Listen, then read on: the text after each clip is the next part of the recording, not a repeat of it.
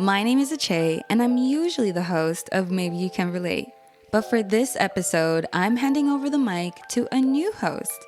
You'll be hearing new stories and perspectives, gaining fresh insights, and maybe even learning something along the way. Don't worry, I'm still here and I will continue sharing episodes about my own journey, but now with the added voices and experiences of others. And if you want to host your own episode, check out the caption for more info. I hope you enjoy this episode, and who knows, maybe you can relate.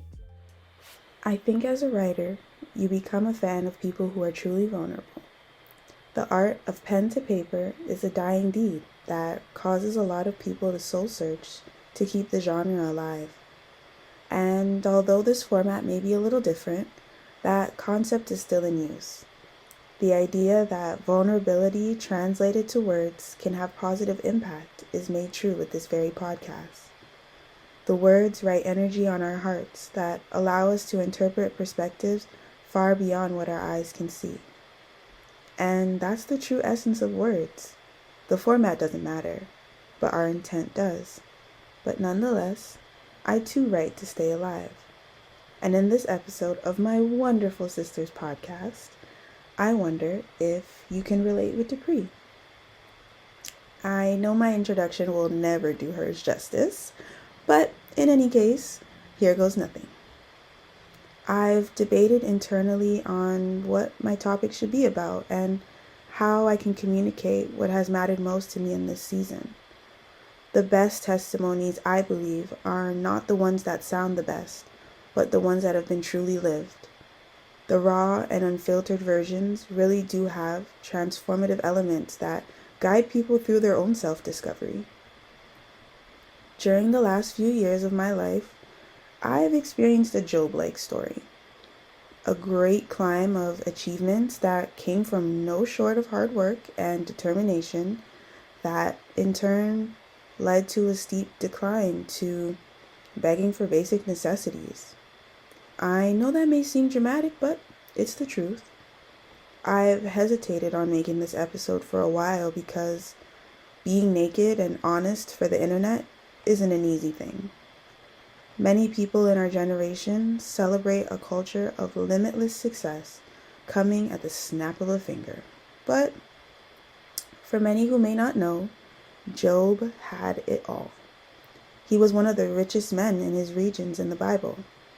He praised God to no end and didn't miss an opportunity to give him the glory. I too grew up in many settings where praises were on my tongue, and although I'm only flesh and bone, I made many mistakes, but God was still my everything. The reason I use Job as a comparison is because his story was written for two reasons, I believe. One being, life comes in seasons. Life brings many ups and downs, but also can bring low lows that have you questioning whether the ups even existed. And two, refinement. The fires of refinement are not pretty, and before you're purified, you will be dipped many times. And so I was. I was stripped of my salary job, my car, my house, even at one point my health. I learned the hard way that God isn't always going to be giving out blessings. And for a long time, I loved God during those seasons when the blessings came down is when I prayed the most. My joy was never ending towards God. But I hit a season where I was no longer a recipient of such love. Well, the love I was used to. I began having big negative emotions and thoughts towards God. I couldn't help it. And I didn't want to continue walking on the path He had laid out for me. I was confused, angry, scared, and above all, I was stuck.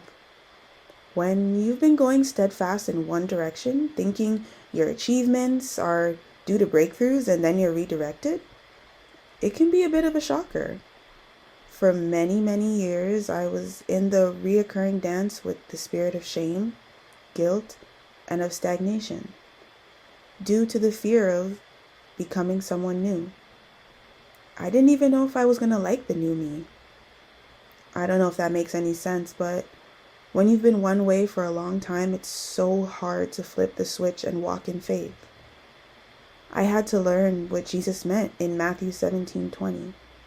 His parable about faith meant that even the tiniest amount can have life-changing consequences, good and bad, enough to move a mountain and or shift an outcome. When I say bad, I say that because the life you thought you wanted may not be what God has had for you all along. Many of us only deal with God for transactional purposes. We want the following, so we pray for that. And anything outside of that, we must be cursed. I say many of us, and I mean me. I wanted the life I worked for, and when God was taking it all away, I was very confused. Job was too. He cursed God and complained and begged for many of his old things back, but he never received them, and neither did I. The refinement doesn't come on the count of 3, just to let you know. It comes when it comes, and I experienced a shift so great that my old life came off like a dirty sweater, ready for the wash. But in that, I discovered new passions and grew in areas that he carved out specifically for me. He knew before stripping me I was presenting well, but deep down there were talents he'd given me that were sitting dormant. I felt they were of no use to me. And of course, because I was walking away from my destiny, they were just something that sat collecting dust on a shelf in my mind. So, I was dipped again in the fires to get direction, dipped again to remove all those relationships from my life that served me no purpose, and dipped again for good riddance. I lost so much, to be honest, but the truth is I gained a new chance. Only God is my true witness to the shedding that truly occurred, and in the process, I gained that voice to be vulnerable in my testimony. I began writing things that showed me He truly had a hand in my transformation, both physically and mentally. At first, I thought maybe it was a fluke, but after writing many poems and stories that communicated more than I could ever say, I knew He had a hand in my life. Unlike Job, I haven't received my upgraded life as of yet. I'm still speaking to you from the refinement fires. But even here too, the testimony still stands. God is working on you and leading you to your purpose. The message, if any, I want to truly send to anyone that's listening is that your purpose is already yours. You may be in a season like me where you're learning about your newfound potential and you're being gently refined. Or maybe you're in your winning season, or maybe you're in your season of loss. Whatever stage you may be in, don't count yourself out. Your purpose will never leave you. Even if you're walking away from it, God or the universe or whatever you believe in will always redirect you. The power your purpose tethers to your heart and soul is something that can't be broken or destroyed. You ever read those social media posts about how this person started that company they always wanted to at 40 and got rich?